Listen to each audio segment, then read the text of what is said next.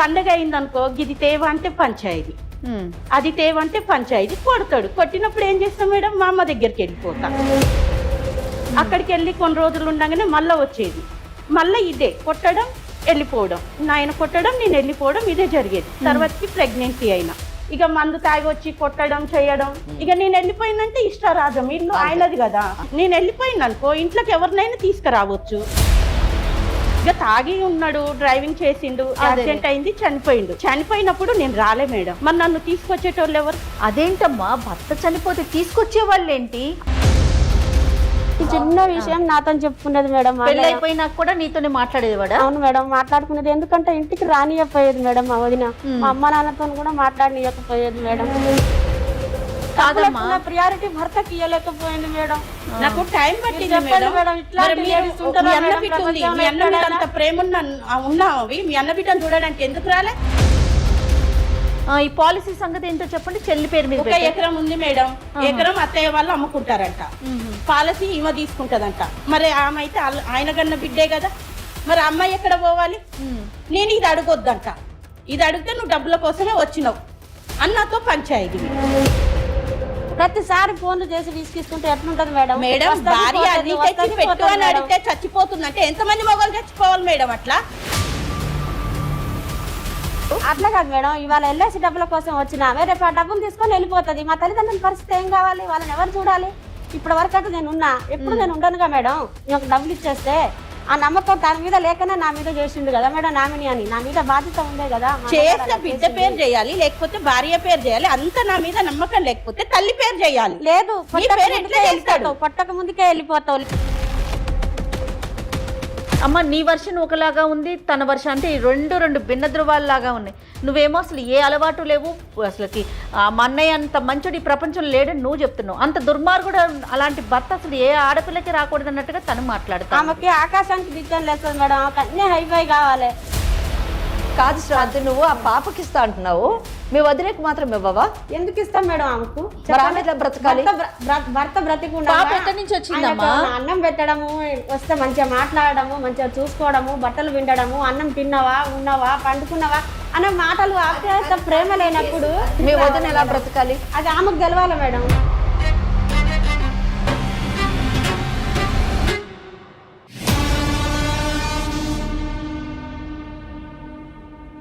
ఇండియాలోనే మొట్టమొదటిసారిగా కరక్కాయ ద్వారా ఆర్గానిక్ హ్యాండ్ బ్లాక్ ప్రింట్ లో అందిస్తున్న ఏకైక స్టోర్ మనవ్ కలంకారీ. మానవ్ కలంకారీ సమర్పించి లీగల్ అడ్వైస్ కార్యక్రమానికి స్వాగతం. మనతో పాటు అడ్వకేట్ వెంకటేశ్వరి గారు ఉన్నారు. నమస్తే అమ్మా. అమ్మ, వదిన మరదలు మన స్టూడియోకి వచ్చారు. ఇది ఒక చిన్న అంటే ఒక ఆస్తికి సంబంధించిన గొడవ. నేను అన్నీ కోల్పోయాను, నా ఆస్తి నాకు ఇవ్వండి, అదైనా కనీసం నాకు ఆసరాగా ఉంటుందని వదిన. ఉన్న మనుషుల్నే వదిలేసుకున్నావు నువ్వు, ఇప్పుడు ఆస్తి నీకెందుకు ఇవ్వాలి, ఇది నాకు వచ్చిందని చెప్పి మరదలు. అసలు వదిన మరదలకు ఆస్తి ఏంటని అనుమానం రావచ్చు. ఒకసారి వాళ్ళతోనే మాట్లాడేద్దామా? స్టూడియోలో ఉన్నారు. నమస్తే అమ్మా. నమస్తే. నమస్తే. మీ పేరు? నా పేరు భాగ్య. భాగ్య. మీరు మరదలా? మీరు వదిన? నేను వదిన. రైట్. భాగ్య గారు చెప్పండి, అసలు ఏంటి సమస్య, ఏంటి లీగల్ అడ్వైస్ కార్యక్రమం దాకా ఎందుకు వచ్చారు? మేడం నమస్తే అమ్మా. నా పేరు భాగ్య. నా మ్యారేజ్ అయ్యి 7 years అవుతుంది మేడం. నా భర్త పేరు వెంకటేశ్వర్లు. నేను మహబూబ్ నగర్ నుండి వచ్చా మేడం. మా అత్తయ్యకి ఒక కొడుకు, ఒక బిడ్డ. మా ఆయన జాబ్ చేస్తాడని నన్ను ఇచ్చినారు మేడం. ఇట్లా చిన్న జాబ్ చేసుకుంటా నెలకు 15,000 తెస్తాడు మేడం. అవి ఇంట్లో సరిపోవట్లేదు.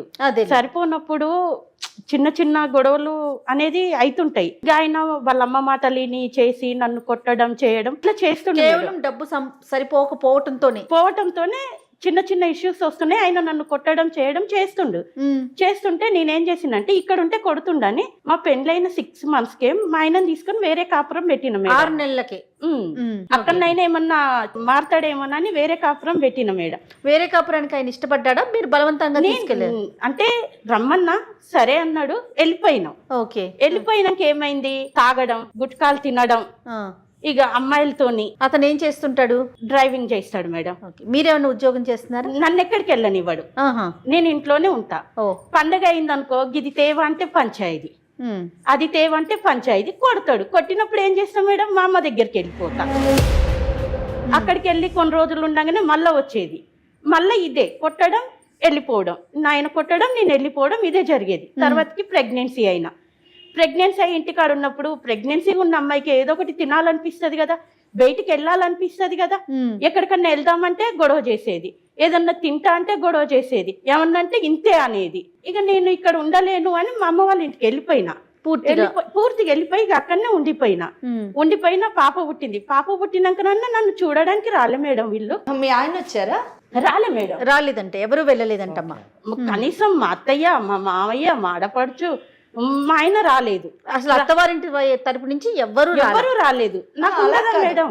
ఏమండి మీ ఇద్దరు సపరేట్ గా ఉన్నారు కదా, సపరేట్గా ఉన్నప్పుడు మరి మంచిగానే ఉండొచ్చు కదా, మళ్ళీ ఎందుకు అంత ఆయన మీ మీద వ్యతిరేకత పెంచుకున్నాడు? ఇంకా వాళ్ళ అమ్మ కాంచి బయటికి వచ్చేసినామనో తెలియదు మేడం, కానీ నాతో గొడవ పెట్టుకుని అలవాటు పడ్డాడమ్మా. ఇప్పుడు అక్కడ ఉంటే అమ్మాయి ఎలాగానే మళ్ళీ అక్కడికి వెళ్ళినట్టున్నాడు. అది చెడు వ్యసనాలకి దురలవాట్లకి అలవాటు పడిపోయాడు. ఇక మందు తాగి వచ్చి కొట్టడం చేయడం. ఇక నేను వెళ్ళిపోయినంటే ఇష్టరాజం ఇల్లు ఆయనది కదా, అది నేను వెళ్ళిపోయిన అనుకో ఇంట్లోకి ఎవరినైనా తీసుకురావచ్చు. కాదు భాగ్య, అప్పుడు మీ ఇద్దరి మధ్య ఓన్లీ ఫైనాన్షియల్ ఇష్యూ ఒకటే సమస్య, అదే పెద్దగా అయిపోయింది. అదే చాలా పెద్దగా అయిపోయింది. మనం మాట్లాడొచ్చు ఈ విషయంలో, దానికేముంది. అయితే నేను వెళ్ళిపోయినాక పాప పుట్టినాక తను చనిపోయిండు. చనిపోయిండు మేడం. ఎట్లా? యాక్సిడెంట్ అయింది. ఇక తాగి ఉన్నాడు, డ్రైవింగ్ చేసిండు, యాక్సిడెంట్ అయింది, చనిపోయిండు. చనిపోయినప్పుడు నేను రాలే మేడం, ఎందుకంటే నేను హాస్పిటల్లో ఉన్నా, నాకు హెల్త్ ఇష్యూస్ ఉన్నాయి, చిన్న పాప మా అమ్మ వాళ్ళ దగ్గర ఉంది. మరి నన్ను తీసుకొచ్చేటోళ్ళు ఎవరు? అదేంటమ్మా, భర్త చనిపోతే తీసుకొచ్చే వాళ్ళేంటి? కాదమ్మా, భర్త చనిపోతే నువ్వు వెళ్ళకపోవటం ఏంటి? అంత పెద్ద కారణం ఏంటి? నేను హాస్పిటల్లో ఉన్నా మేడం, రాలేని సిచ్యువేషన్ లో ఉన్నా. భర్త చనిపోతే ఏడపిల్ల అయినా రాకుండా ఉంటారా మేడం? మేడం అంటే రాలేని సిచ్యువేషన్ అంటే హాస్పిటల్కి ఎందుకు వెళ్ళావు? ఆపరేషన్ చేయాలి అని అన్నారు మేడం. అంటే సరే అని నేను హాస్పిటల్ అడ్మిట్ అయ్యి ఉన్నా మేడం. భర్త చనిపోతే రాలేని స్త్రీలు ఉన్నారా మేడం? నువ్వు ఏమవుతావమ్మా? ఆవిడకి ఏమవుతావు? మా వదిన మేడం. ఆమె చెప్పు, ఎందుకు రాలేకపోయిందంట? మా వదిన చెప్పేది అంతా అబద్ధం మేడం, ఒక్కటైనా కరెక్ట్ లేదు మేడం. ఆపరేషన్ లేదు, ఏం లేదు మేడం. ఊరికే హాస్పిటల్కి వెళ్ళింది? అసలు హాస్పిటల్కి వెళ్ళలేదు? హాస్పిటల్కే వెళ్ళలేదు మేడం. మా అన్నయ్యకి నేనంటే చాలా ఇష్టం మేడం. మా అన్నయ్య ఉన్నదే మాకు ఆయన ఒక్కడే మేడం. నేను మా అన్నయ్య చిన్నప్పటి నుంచి కలిసిమెలిసి పెరిగినాం మేడం. మా అన్నయ్యకి పెళ్ళైన 5 years కు నాకు కూడా పెళ్ళైపోయింది మేడం. మీ భర్త ఏం చేస్తారు? Software madam. ఓకే, ప్రతి సాఫ్ట్వేర్ చిన్న విషయం నాతో చెప్పుకునేది మేడం. పెళ్ళైపోయినాక కూడా నీతోనే మాట్లాడేవాడా? అవును మేడం, మాట్లాడుకునేది. ఎందుకంటే ఇంటికి రానియకపోయేది మేడం మా వదిన. మా అమ్మ నాన్నతో కూడా మాట్లాడనియకపోయేది మేడం. అంత టార్చర్ పెట్టేది మేడం ప్రతి విషయంలో. మా అన్నయ్యకి వచ్చేది 15,000 రూపాయల జీతంతో. లేదు మేడం, మేడం మీరు ఆలోచించండి మేడం. తన అబద్ధం చెప్తుంది. ఉండాలని కోరుకుంటది మేడం ఎప్పుడైనా. 15,000తో పల్లెటూరులో అంటే అది ఐఫై అవుతుందా మేడం? అన్ని అబద్ధాలు మేడం, నిజం లేదు మేడం. అవన్నీ నిజాలు అయితే చనిపోయిన 1 year అవుతుందిగా మేడం. కనీసం మా అమ్మ నాన్నని చూస్తానికన్నా రావాలిగా మేడం. మేడం హాస్పిటల్లో ఉన్నా మేడం, నాకు ప్రియారిటీ భర్తకి ఇవ్వలేకపోయింది మేడం. నాకు టైం పట్టింది మేడం. మీ అన్న మీద అంత ప్రేమ ఉన్నావి, మీ అన్న బిడ్డను చూడడానికి ఎందుకు రాలే? నువ్వన్నీ అబద్ధాలు కదా. ఎవరు ఉండరు. అట్లా కావాలంటే మేడం గారిని మన ఊరికి తీసుకెళ్దాం, వాళ్ళే చెప్తారు. నువ్వు ఇన్ని అబద్ధాలు మా ఊరికి రండి మేడం, వీళ్ళెన్నడన్నా వచ్చి చూసినారేమో చెప్తారు జనాలు. కాదమ్మా, ఇద్దరు వ్యాలిడ్ పాయింట్స్ చెప్తా ఉన్నారు చూడు. భర్త చనిపోతే ఈవిడ వెళ్ళలేదు, కనీసం పిల్లుంది, మళ్ళీ చూసే అవకాశం ఉండదు భర్తని అనే ఇళ్ళలా. పాపను కూడా తీసుకురాలే మేడం చూపిస్తానికి. అన్న చనిపోయాడు, అన్న కూతురు ఆ వదిన దగ్గరే ఉందని చెప్పి అటువైపు నుంచి ఎవరు వెళ్ళలా. అంటే రెండు ఒకేలాగా కనిపిస్తా ఉన్నాయి చూడండి. ఇవాళ డబ్బుల కోసం వచ్చింది మేడం. డబ్బులు మా తల్లిదండ్రుల డబ్బులు ఏంటమ్మా? ఇక్కడ డబ్బుల సమస్య ఏంటంటే ఆస్తి పంపకాలు ఏమైనా ఉన్నాయా? మా సారు LIC కట్టుకుంది మేడం. మీ హస్బెండ్ నామిని ఎవరి పేరు పెట్టాలి మేడం? ఎవరి పేరు మీద పెట్టాడు? పెడితే బిడ్డ పేరు పెట్టాలి, లేకపోతే పెండ్లం పేరు పెట్టాలి. చెల్ల పేరు పెడతారా మేడం? ఎప్పుడు కట్టుకున్న LIC? పెళ్లి తర్వాత కట్టిందా, పెళ్లికి ముందు కట్టుకున్నదా? అంటే నా పెండ్లైన 1 year తర్వాత కట్టిండు మేడం. కట్టినప్పుడు మరి నా పేరు పెట్టాలి, లేకపోతే మీకు తెలియదు అప్పుడు ఈ విషయం? నాకు తెలియదు మేడం, నాకు కట్టింది అని చెప్పలేదు, ఏది నాకు చెప్పడు మేడం. ఏది క్వశ్చన్ చెయ్యొద్దు అన్న. ఇప్పుడు నువ్వు ఈ టైంకి ఎందుకు వచ్చినావు, నువ్వు ఎంత తెచ్చినావు, ఏంది బయటికి పోయి తెద్దాం రా అని మనం అడగొద్దిగా ఆయనని. ఇట్లా బయట అడిగితే తాగి మాటకు బయటికే అంటది మేడం. ఆయన స్తోమత కూడా అర్థం చేసుకోవాలి కదా మేడం. మనం ఆడవాళ్ళం కదా, మన భర్త స్తోమత తెలుసుకోవాలి కదా మేడం.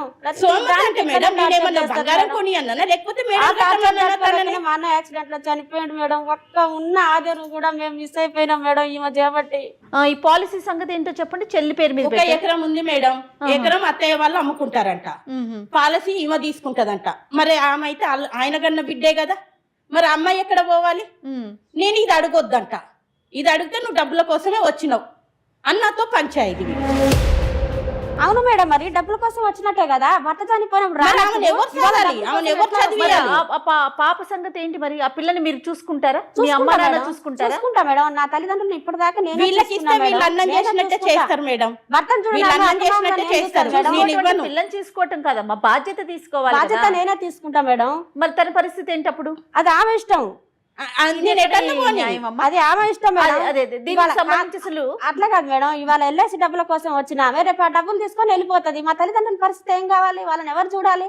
ఇప్పటి వరకు అయితే నేను ఉన్నా, ఎప్పుడు నేను ఉండనుగా మేడం. ఒక డబ్బులు ఇచ్చేస్తే ఆ డబ్బులు ఉన్నాయని కూడా ఆయన బిడ్డ పరిస్థితి ఏంటి? ఆయన కన్నా బిడ్డే కదా, మరి ఆయన బిడ్డ పరిస్థితి ఏంటి మేడం? 25 లక్షలు వచ్చినాయి మేడం. 25 లక్షలు వచ్చినాయి మొత్తం మీ పేరు మీదే ఉన్నాయి. అవును మేడం. మా అన్నయ్యకి ఎలాంటి అలవాట్లు లేవు మేడం.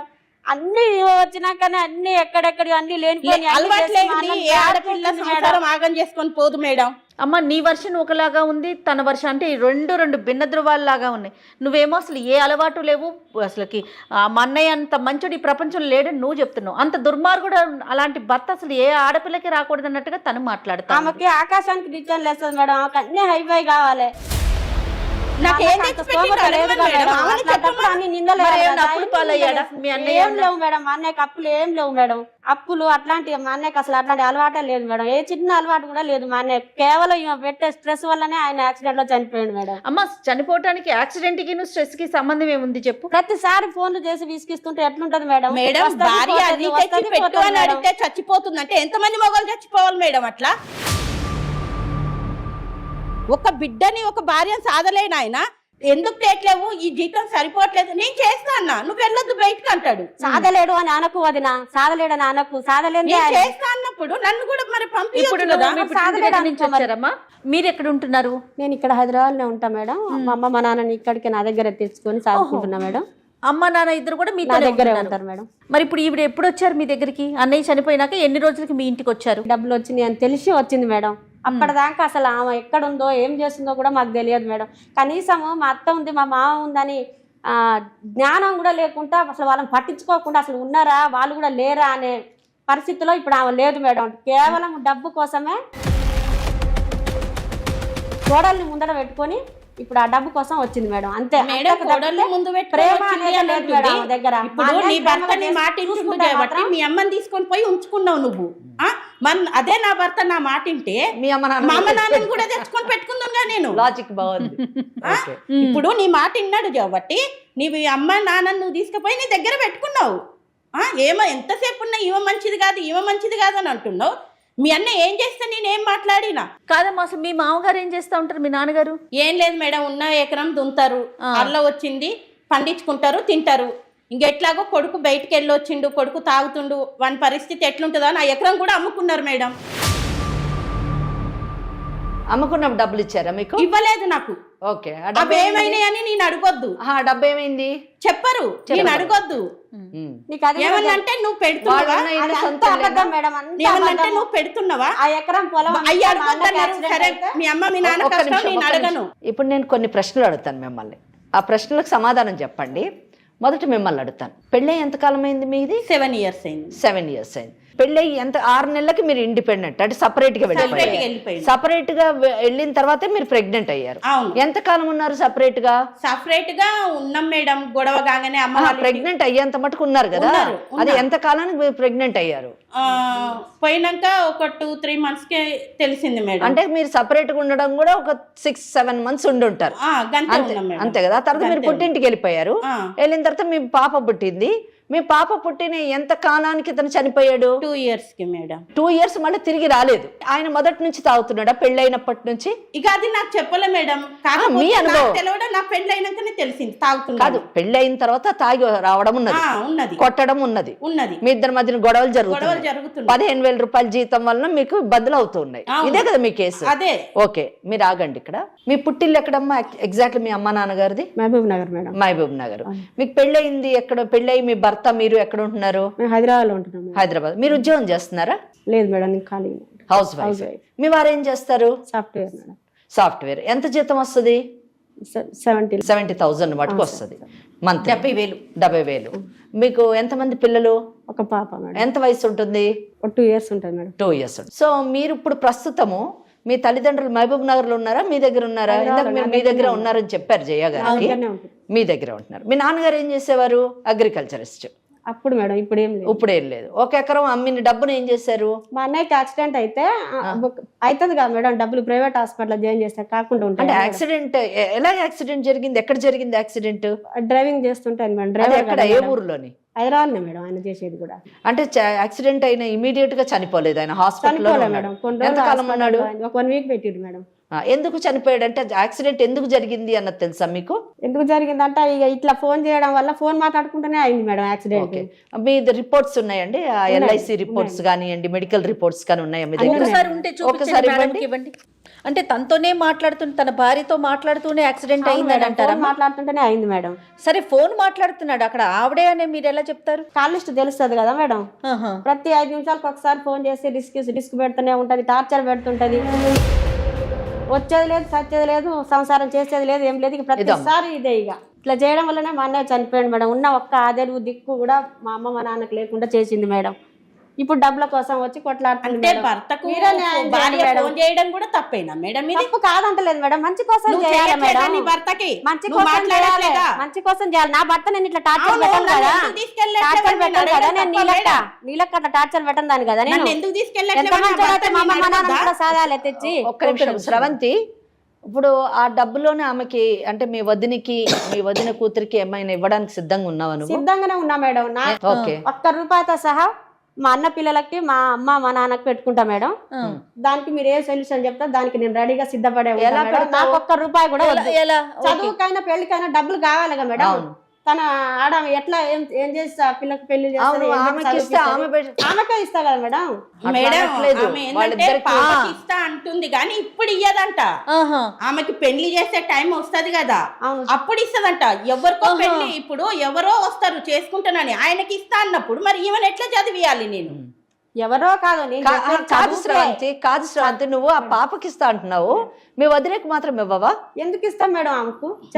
బ్రతకాలి, భర్త బ్రతికుండా అన్నం పెట్టడము, వస్తే మంచిగా మాట్లాడము, మంచిగా చూసుకోవడము, బట్టలు విండడము, అన్నం తిన్నావా, ఉన్నావా, పండుకున్నావా అనే మాటలు.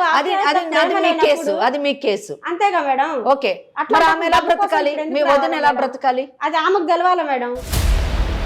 అన్న వదిన కలిస్తేనే కదా నీకు పాప వచ్చింది. అవును మేడం, ఆమెకు ఆ సోయి ఉంటేనే కదా మేడం. ఆ సోయి ఉంటే ఇట్లా ఉంటుంది మేడం. వదిలేసినట్టు నేను బిడ్డని. భర్త చనిపోతే భార్య ఏ సిచ్యువేషన్ లో ఉన్నా వస్తుంది మేడం. మనం ఏ సమాజంలో బతుకుతున్నాం మేడం? నేను లేవలేని పరిస్థితిలో ఉన్నా మేడం. ఎంత లేవలేకుండా 10 మందిని బతలాడుకున్నా భర్త ఉండదా మేడం? మీకంటే ఎక్కువ నష్టం నాకే. భాగ్యం, మీ ఆడపడుచు నీకు డబ్బులు ఇవ్వను, మా అన్న కూతురికి ఆమె పెళ్లి టైంలో ఇస్తాను అంటుంది. మీరు మా దగ్గరికి ఎందుకు వచ్చారు? పెళ్లి టైం డబ్బులు ఇస్తే ఇప్పుడు ఎవరో చేసుకోవడానికి వస్తారు, ఆయనకి ఇస్తా అంటారు. ఓకే, మీరు ఇప్పుడు మా దగ్గరికి ఎందుకు వచ్చారు? ఏం పెట్టి చదివియాలి? నేనే చదివిస్తా. సో మీకు మొత్తం అమౌంట్ కావాలి పెట్టుకుంటా మేడం. ఇచ్చేయమంటున్నారా? ఆ పిల్లని మీరు ఇచ్చేసేయమంటున్నారా? ఇచ్చేసినా, నాకు ఇచ్చేసినా నేను చదువుకొని ఆమెకు చదువు కాంచాలి, పెళ్లి చూసుకుంటా మేడం. కాదమ్మా, ఇప్పుడు మీరు పెళ్ళప్పుడే డబ్బులు ఇస్తానంటున్నారు, అంతేనా? అంతే మేడం. ఇప్పుడు వదిలేమంటున్నారు, మరి నేను ఆ పిల్లని ఎలా పోషించాలి, ఎలా చదివించాలి? చిన్న పిల్ల పెంచి పెద్ద చేసి పెళ్లి తర్వాత కదా 3వ రోజు ముచ్చటది. డబ్బుల కోసమే మా అన్నని అంత టార్చర్ చేసి చంపిన ఆమెకి ఇవాళ 25 లక్షలు ఆమె చేతికి నేను ఇచ్చేస్తే రేపు నా కోడల పరిస్థితి ఏంది మేడం? ఆ డబ్బులు ఇవ్వగానే బిడ్డ మేడం. ఎట్లా మేడం? నా కోడలు అంటున్నా ఇవ్వను. నా అన్న బిడ్డకు నేను ఇట్లా అన్యాయం ద్రోహం చేయనియను మేడం, డబ్బులు ఇవ్వగానే అట్లా వెళ్ళిపోతుంది. తర్వాత ఆమె పరిస్థితి ఏంటి? నా మా తల్లిదండ్రుల బిడ్డను పరిస్థితి ఏంటి నేను మేడం? ఎందుకు పోతా మేడం? మా అమ్మ మా నాన్నని ఎవరు చూడాలి? సో అప్పుడు మీ అమ్మా నాన్నని చూసుకోవాలి, మీ మేనకోడలు పెళ్ళప్పుడు చూసుకోవాలి మాత్రమే కదా. డబ్బులు ఇస్తానంటారు. అంతే మేడం. మీరేమంటారు? డబ్బులు ఆమెకి లేదు మేడం, నా భర్తకు వచ్చినాయి నా పిల్లకి ఇవ్వాలి. ఇవ్వను. నీ భర్త అని నువ్వు ఆయన మరి చూసుకోవాలి. మీ అత్త మామని మీరు చూసుకుంటారా? ఉంటే చూసుకుంటాం మేడం. అన్నా అబద్ధం మేడం. ఈమె చూడదు. వాళ్ళు ఉండరు ఈమె మేడం. చూడదు మేడం. ఈమె మంచిగా చూస్తే ఎందుకు ఉండరు మేడం? కొడుకు ఈమె మంచిగా చూస్తే ఉండాలి. ఎందుకు ఉండరు? ఇప్పుడే ఆడుంటారు మేడం వాళ్ళు. ఏంటమ్మా ఈ సమస్యకి పరిష్కారం ఏంటి? ఈ అసలు ఏం మాట్లాడాలి? ఈ సమస్య నిజానికి చాలా క్రిటికల్. సో ఇక్కడ ఇది ప్యూర్లీ ఒక విధంగా చెప్పాలంటే కుటుంబ సమస్యే, అంతే. కానీ ఆర్థిక పరంగా ముడిపడి ఉన్నటువంటి సమస్య. ఇక్కడ వదిన మన ముందు ప్రజెంట్ చేసినటువంటి కేసు నేను అబ్సల్యూట్లీ కరెక్ట్ అని నేను అనుకుంటున్నాను. ఎందుకు కరెక్ట్ అంటే ఆమె అనేక కష్టాలు అయితే పడ్డది. ఇక్కడ జీతం కేవలం 15,000 రూపాయలు. ఆ 15,000 రూపాయల్లోని ఇటు కుటుంబాన్ని నడిపించాలి. చిన్న చిన్న కోరికలు ఉంటాయి. మిడిల్ క్లాస్, లోయర్ మిడిల్ క్లాస్కి ఎన్ని కోరికలు ఉన్నా ఆ కోరికల్ని సప్రెస్ చేసుకొని వాటిని అణిచివేసి కుటుంబం నడిపిస్తే చాలు, మన కుటుంబం గౌరవంగా ముందుకు వెళితే చాలు, మన రోజువారీ అవసరాలు తీరితే చాలు అని జీవితానికి అడ్జస్ట్ అయ్యి బ్రతుకుతున్నటువంటి వాళ్ళు మన సమాజంలో 190% ఉంటారు. ఆ 90%లోని మనకి అమ్మాయి భాగ్య ఒకటి అని చెప్పచ్చు. అయితే ఆ చాలని జీతంలో వచ్చేటటువంటి కష్టాలే ఇవన్నీ. అంటే భార్యాభర్తల మధ్యన వచ్చే గొడవలు కేవలము ఇంటికి సరిపడినటువంటి జీతంతో వచ్చేటటువంటి కష్టాలే. ఇక్కడ ఆ దిశలోనే ఒక మామూలు సగటు మహిళలాగా మన భాగ్య తన భర్త తెచ్చేటటువంటి జీతం సరిపోదని, ఇంటికి ఇంకా అవసరాలకి ఇంకా కావాలి అని చెప్పేసి తరచూ అడగడము గొడవలకి దారితీస్తుంది. It has frustrated the husband అని చెప్పాలి. డిసీజ్డ్, చనిపోయిన అతన్ని ఒక ఫ్రస్ట్రేషన్కి తీసుకెళ్ళింది. ఎప్పుడైతే మగవాడు ఫ్రస్ట్రేషన్కి గురవుతాడో ఇక్కడ కుటుంబం అన్నది ఎలాగ ఉండాలంటే ఎప్పుడు కొడుకు చేసేటటువంటిది కరెక్ట్, కొత్తగా వచ్చినటువంటి కోడలు ఒక తప్పు, ఆమె ఏది చెప్పినా తప్పే చేస్తుంది, ఆమె అసలు ఈ కుటుంబంలో అంతర్భాగం కాదు అని చూసేటటువంటి అత్తమామలు చాలామంది మన సమాజంలో ఈనాటికి ఉండడం మనం గమనించదగినటువంటి విషయం. భాగ్య ఒక అత్తమామలు కొడుకు జీతం కేవలం 15,000 మాత్రమే, ఆ జీతం వాళ్ళ కుటుంబం నడవడానికి సరిపోవట్లేదు అన్న ఒక చిన్న విషయాన్ని అర్థం చేసుకుని ఉంటే వాళ్ళిద్దరి మధ్యన వచ్చినటువంటి గొడవల్ని ఎక్కడికక్కడ సర్ది చెప్పి వాళ్ళిద్దరిని కలిపి ఒక మంచి కుటుంబంగా నడిపేటటువంటి అవకాశం ఉండేది. నిజం చెప్పాలంటే వాళ్ళు అలా చేస్తుంటే వాళ్ళ కొడుకుని కోల్పోయేవారు కాదు. ఇది అక్కడ పెద్ద లాస్. వాళ్ళు ఏమనుకున్నారంటే కోడలు బయటికి వెళ్ళిపోయింది, కోడలు పీడ వదిలింది అనుకున్నారు, కానీ వాళ్ళ కొడుకునే పోగొట్టుకున్నారు అన్న చిన్న విషయాన్ని వాళ్ళు మిస్ అయ్యారు ఇక్కడ.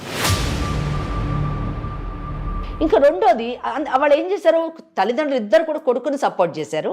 ఇక్కడ చెల్లెలు కూడా స్రవంతి కూడా అన్నకి సపోర్ట్ చేయడం వల్ల అతనికి ఇక్కడ ముగ్గురు సపోర్ట్ దొరికేసరికి భార్య అన్నది ఒక పనికిరాని వ్యక్తిగా, ఈమెను వదిలించుకుంటేనే చాలు అనేటువంటి ఆలోచన, ఈమె ఒక గయ్యాలిది, ఈమె ఎప్పుడు చూడు నన్ను బ్రతకనివ్వటం లేదు అనే ఆలోచనలోకి అతన్ని తీసుకొని వెళ్ళింది బ్రతుకున్నప్పుడు.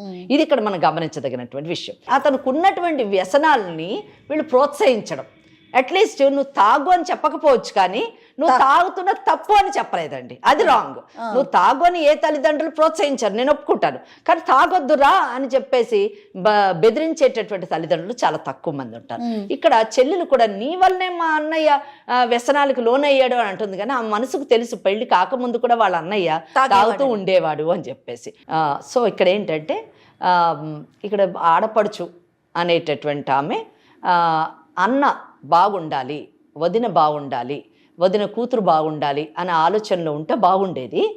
కానీ అన్ననే కరెక్ట్, వాళ్ళు బాగుండకూడదు అన్నది ఆమె ఉద్దేశం కాకపోయి ఉండొచ్చు, కానీ మా అన్ననే కరెక్ట్, మా వదిననే తప్పు, ఆమె గయ్యాలిది, ఆమె వల్లనే మా అన్న మా అన్న వ్యసనాలకు లోనయ్యాడు, మాకు దూరం అయ్యాడు అనే ఆలోచనలోని ఆడపడుచుండడం ఇక్కడ చాలా దురదృష్టకరమైనటువంటి విషయం. అంటే ఇక్కడ ఈ కేసు మనం ఒక్క కేసులాని తీసుకోకూడదు.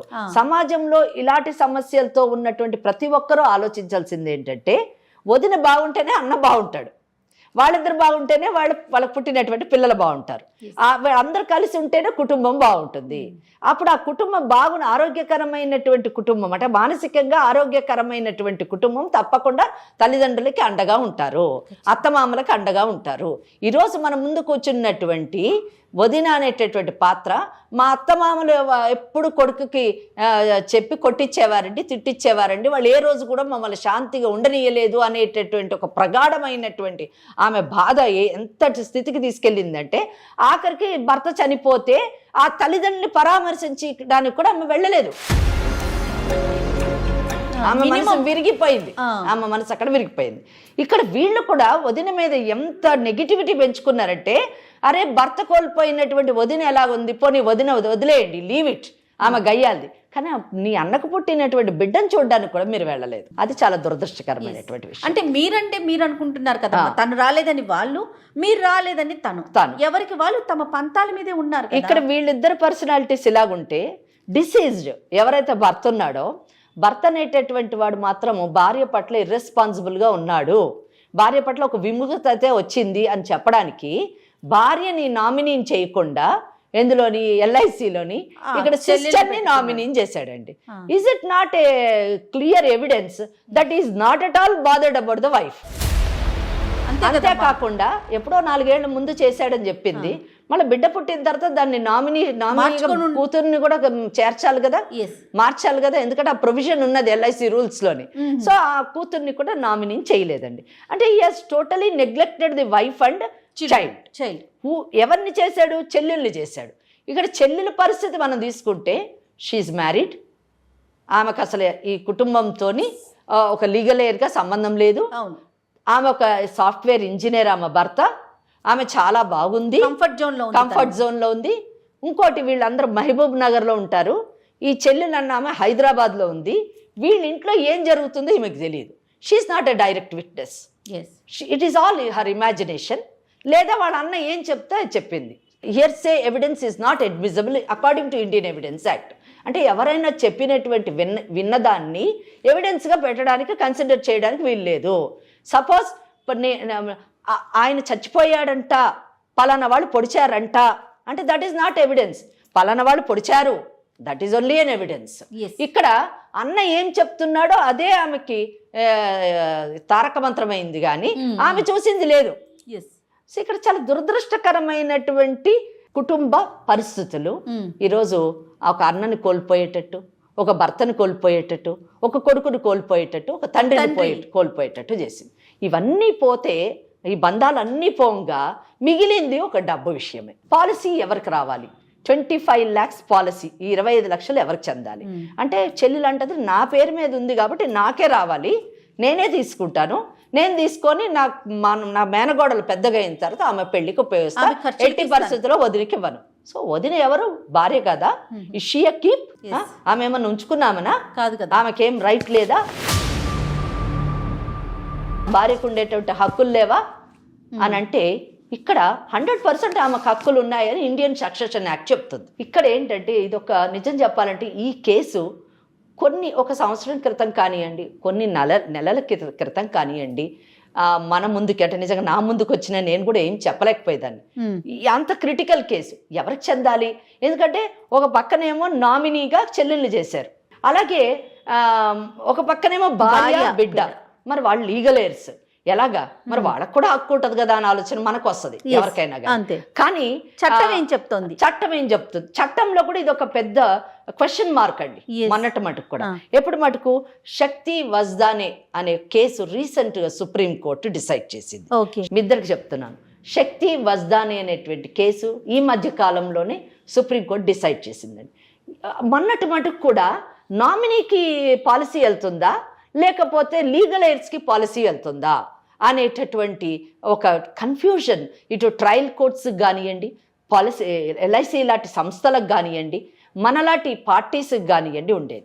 ఇక్కడ మనకి పాలసీలో ఏముంటుందండి? ఒక పాలసీ హోల్డర్, మనకు ఎవరైతే పాలసీ తీసుకుంటారో వాళ్ళు, ఎవరైతే బెనిఫిషరీస్ అంటే దాన్ని ఎవరైతే అనుభవించేటటువంటి హక్కు ఉంటుందో వాళ్ళు, అలాగే నామినీ ఒకళ్ళు, అలాగే లీగల్ ఎయిర్స్ ఒకటి. ఈ 4 విషయాలు మనము డిస్కస్ చేయాల్సినటువంటి విషయాలు. ఇక్కడ పాలసీ హోల్డరు డిసీజ్డ్ అంటే చనిపోయినటువంటి ఈ అమ్మాయి ఎవరు? భాగ్యవ భర్త. నామినీ ఎవరు అంటే ఈ ఆడపడుచు స్రవంతి అనేటటువంటి ఆడపడుచు. సో ఇక్కడ ఎవరికి చెందాలి అన్నది ఇప్పుడు ట్విస్ట్. అది మనము నిజం చెప్పాలంటే మీరు కానివ్వండి, నేను కానివ్వండి, ఒక సెంటిమెంట్తోనో ఒక కంపాషన్తోనో మనము ఈమెకే చెందాలి లేదా ఆమెకి ఆడపడుచుకే చెందాలి లేదా సగభాగం చేసుకోండి అని డిసైడ్ చేయడానికి లేదు. సుప్రీంకోర్టు చాలా క్లియర్లీ చెప్పాను కదా, శక్తి వజ్దానే కేసులో ఏమని చెప్పిందంటే ఎవరినైతే నామినీ చేస్తారో నామినీ ఎవరినన్నా చేయొచ్చు. అంటే నిజం చెప్పాలంటే ఎల్ఐసి రూల్స్ ప్రకారము నామినీని ఎవరినన్నా చేయొచ్చండి. నన్ను చేయొచ్చు, మిమ్మల్ని చేయొచ్చు, ఇంకో ఎల్లైనా చేయొచ్చు, పుల్లైనా చేయొచ్చు, స్రవంతిని చేయొచ్చు, ఈ అమ్మాయి పేరు భాగ్యాన్ని చేయొచ్చు. కానీ మోస్ట్ ప్రాబబ్లీ చాలా మటుకు ఎక్కువగా భార్యని, బిడ్డల్ని, తల్లిదండ్రుల్ని చేస్తూ ఉంటారు. కానీ ఎల్ఐసి రూల్స్ ప్రకారం ఫ్రెండ్ని కానివ్వండి, ఇంకెవరినైనా కూడా కార్పొరేట్ కంపెనీస్ వచ్చిన తర్వాత ఎంతో మందిని నామినీస్ని చేస్తూ ఉంటారు, వాళ్ళ కంపెనీలో ఉన్నటువంటి డైరెక్టర్స్ని వాళ్ళని. So it doesn't mean that ఎవరినైతే నామినీ చేశారో ఆ నామినీలు బెనిఫిషియరీస్ అయిపోవడానికి వీలు లేదు. కంపెనీస్ బిజినెస్ వరల్డ్లోని బిజినెస్ని ప్రొటెక్ట్ చేయడానికి నామినీ అనేటటువంటి పాత్ర వచ్చింది, కానీ nominee is not a beneficiary unless and until nominee and legal heir are both are one and same. Suppose ఒక పెద్ద రిచ్ మ్యాన్ ఉన్నాడు, ఆ రిచ్ మ్యాన్కి ఏ కొడుకున్నాడు, ఆయననే నామినీ, ఆయననే లీగల్ ఎయిర్, దెన్ ఆయనే బెనిఫిషియరీ అవుతాడు. కానీ ఆ రిచ్ మ్యాన్కి నేను డాటర్, మీరు నామినీ, ఆయనకు రిచ్ మ్యాన్కి ఏమన్నా అయితే as a legal heir I'm a beneficiary, you are not a nominee, only for the company sake you are made as a nominee. So దాన్ని ఇక్కడ ఈ కేసులోని, ఎందుకంటే nominee is only a trustee, nominee అన్న పాత్ర ఒక ట్రస్టీ మాత్రమే. So ఇక నామినీకి లీగల్ ఎయిర్కి తేడా ఉంది. నామినీ కేవలం trustee, legal air is the beneficiary. Nominee only ఒక స్టేటస్ని కలిగి ఉంటుంది, కానీ లీగల్ ఎయిర్ అన్నది ఎవరైతే పాలసీ హోల్డర్ ఉంటారో దాన్ని క్లెయిమెంట్, ఆయన క్లెయిమెంట్ అవుతాడు అనమాట, ఆయన అనుభవించగలుగుతాడు లీగల్ ఎయిర్. ఎందుకంటే ఒకవేళ నామినీ కానీ అనుభవిస్తే సక్సెషన్ యాక్ట్ని డామినేట్ చేసినట్టు అవుతుంది. మరి సక్సెషన్ యాక్ట్లోని భార్య పిల్లలు మరి భర్త యొక్క నెక్స్ట్ స్టెప్లోకి వచ్చినప్పుడు, భర్త అడుగులోకి వచ్చినప్పుడు వాళ్ళ రైట్ని నామినీ తీసుకుంటే వీళ్ళేం కావాలి, సక్సెషన్ యాక్ట్ దెబ్బతింటది.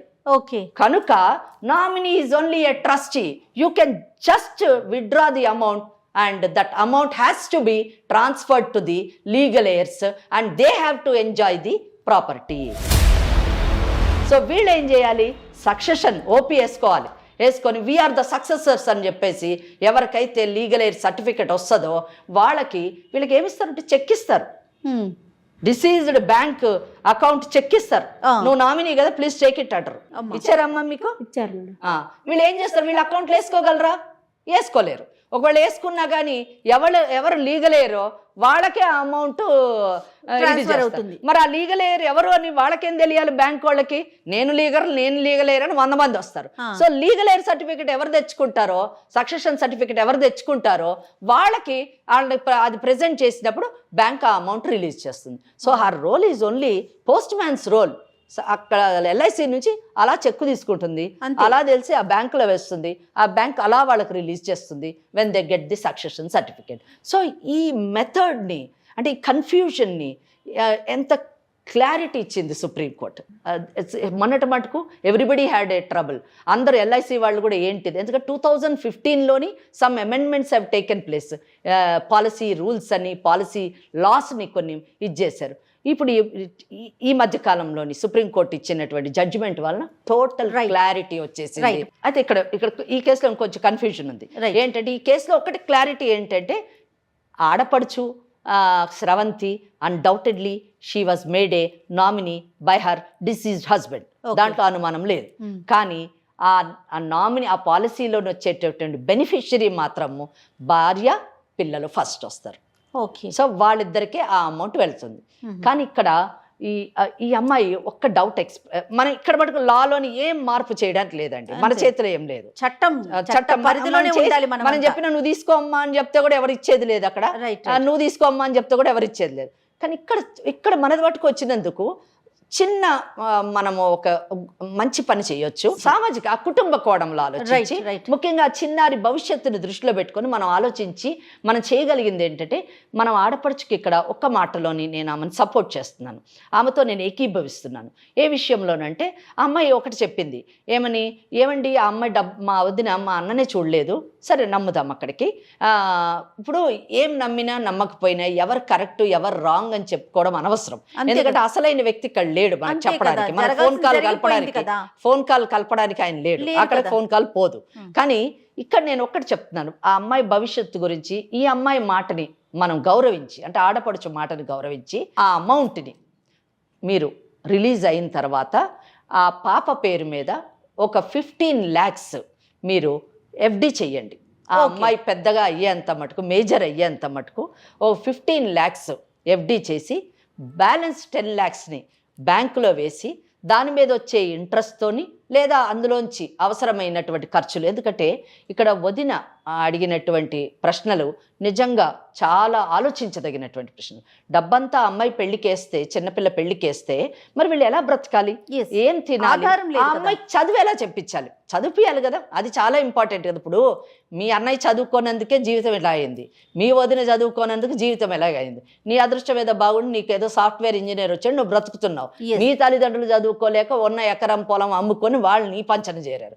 ఇటువంటి పరిస్థితుల్లోని చదువు ఎంత ఇంపార్టెంట్ ఆర్థికంగా నిలదొక్కుకోవడానికి అన్న విషయాన్ని మనం గుర్తించి, ఆ పాప చదువుకోవడానికి డబ్బులు అవసరం కాబట్టి ఆ అమ్మాయికి ఎఫ్డి చేసి ఈ 10 లక్షలతోని వీళ్ళు బ్రతకడము, అలాగే దాని మీద వచ్చే ఇంట్రెస్ట్తోని వాళ్ళ జీవనోపాధి, ఆ అమ్మాయి కూడా ఏదో పని చేసుకుంటూ బ్రతుకుతూ ఆ అమ్మాయిని మీరు కూడా వీలైతే ఆర్థికంగా సహకరించి ఆ అమ్మాయిని చదివించారు. ఈ అమ్మాయి వయసు 35 ఏళ్ళు.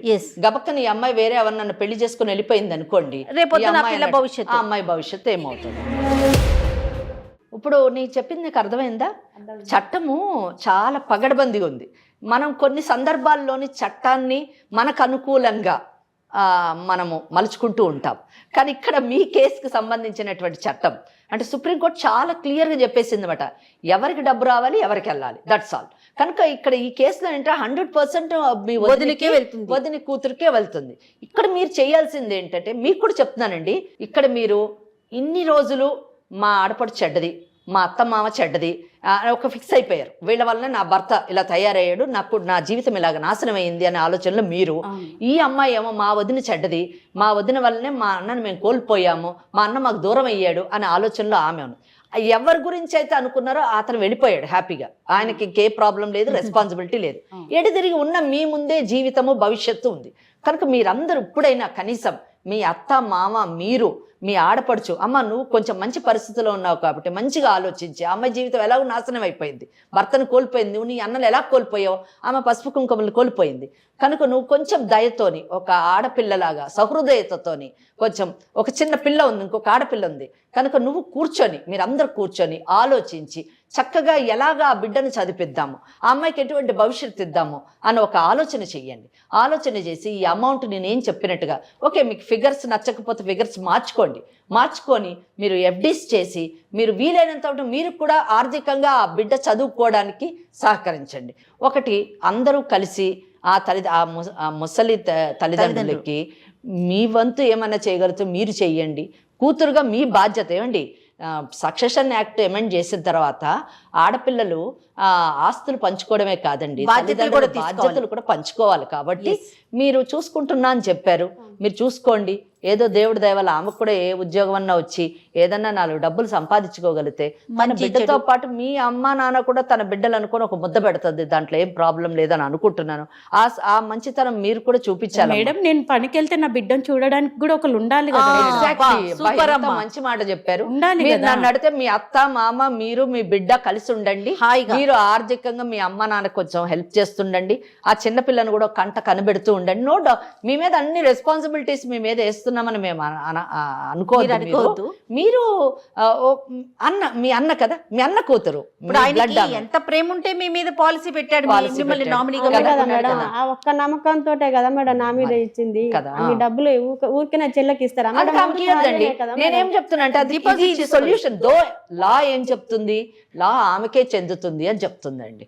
కానీ నేనేం చెప్తున్నానంటే ఆమెకి చెందినటువంటి డబ్బుని మీకు డౌట్ ఉంది కాబట్టి ఎఫ్డి చేయండి, ఫిక్స్డ్ డిపాజిట్ చేయండి. చేస్తే మీ కోరిక తీరుతుంది, ఆమె కోరిక తీరుతుంది, పిల్ల భవిష్యత్తు కూడా బాగుంటుందండి అని నేను అనుకుంటున్నాను. చాలా మంచి సొల్యూషన్ అమ్మా, చాలా చక్కగా అది మీరు అనిపించింది నాకు ఆలోచించండి. కూడాను. మీరే ఆలోచించుకోండి అమ్మా, చక్కటి నిర్ణయం. ఇప్పుడు కోర్టుల చుట్టూ తిరగటం మీ జీవితం అయిపోతుంది, అమ్మాయి జీవితం అయిపోతుంది. అనవసరంగా అక్కడ దాకా వెళ్ళే కన్నా సమస్య చాలా చిన్నది, పరిష్కారం పెద్దది, సమస్య చిన్నదే. చక్కగా దానికి మంచి సొల్యూషన్ చెప్పారు కాబట్టి సార్ట్అవుట్ చేసుకోండి. వాళ్ళ తల్లిదండ్రుల్ని మీరు చూసుకోండి. మీ అత్త మామమ్మ, ఆమె తల్లిదండ్రులతో పాటు నీకు కూడా అత్త మామ కదా, మీరు చూసుకోండి. అమ్మ మీ కాపురం మీరు శుభ్రంగా చేసుకుంటూ వీళ్ళు మంచి చెడు చూసుకుంటూ ఉండండి అమ్మ చెప్పినట్టుగా. సో ఏదేమైనా స్రవంతి, మీ అన్న గురించి నీకు బాగా తెలుసు, ఆయనకున్నటువంటి అవలక్షణాల గురించి కూడా మీకు తెలుసు. దానివల్ల మీ వదిన జీవితం పాడైందన్న విషయం కూడా తెలుసు, ముఖ్యంగా తాగుడు వలన. కనుక పోయిన ఆయన ఎలాగో పోయాడు అవన్నీ మర్చిపోయి మీ వదిన మీద వ్యతిరేకత మానుకొని మీరందరూ కలిసి ఒక మంచి నిర్ణయం తీసుకొని ఆ పిల్ల భవిష్యత్తు ఇది చేస్తే బాగుంటుంది. అంతే కదా? అంతే. సో ఏదేమైనా విన్నారు కదమ్మా, దాన్ని బట్టి ఆ డబ్బుల్ని ఎలా చేయాలి, ఎలా సమానంగా పంచుకోవాలి, అందరికీ న్యాయం జరిగేలాగా, అందరూ సంతోషంగా ఉండేలాగా మంచి నిర్ణయం తీసుకోండి. అంటే వాళ్ళు ఏమనుకుంటున్నారు, ఆడపడుచు ఏమనుకుంటుందో ఒకసారి అడగండి. రైట్ మా, మర్చిపోయాను. మీరేమనుకుంటున్నారు? ఇప్పుడు మొత్తం విన్నారు మేడం చెప్పిందంతా కూడాను, నీకేమనిపిస్తుంది? ఇప్పుడు మేడం గారు కూడా మా మంచి కోసమే ఆలోచించారు కదా మేడం, మా వదిన కోడల కోసమే కదా ఆలోచించింది. నేను కూడా కాంప్రమైజ్ అయినాను, వాళ్ళు కూడా బతకాలి కదా మేడం అన్న విధంగానే ప్రొసీడ్ అవుతాం మేడం. ఓకే, మరి మీరు? మేడం ఎట్లా చెప్పినారో నేను కూడా అట్లా మీ మీద బాధ్యత ఇంకా పెరిగింది. మీ బిడ్డతో పాటు మీ అత్త మామలు కూడా చూసుకోవాలి, ఆ బాధ్యత ఉంది, అది మర్చిపోకండి. ఇక్కడ జయ గారు మనం ఏం చేయలేము, లా ఇంతే, ఇంతవరకే చెప్తే మనము చెప్పగలము. అమ్మ ఏం మాట్లాడినా మనకి చట్టానికి లోబడి అంతే. Solution is this, that's all. Only ఆ తర్వాత జరిగేదంతా కూడా వాళ్ళ యొక్క మంచితనం మీద, వాళ్ళ సంస్కారం మీద ఆధారపడి అంతే. థ్యాంక్ యూ అమ్మా. నమస్తే అమ్మా. ఇండియాలోనే మొట్టమొదటిసారిగా కరక్కాయ ద్వారా ఆర్గానిక్ హ్యాండ్ బ్లాక్ ప్రింట్ లో అందిస్తున్న ఏకైక స్టోర్ మన కలంకారీ.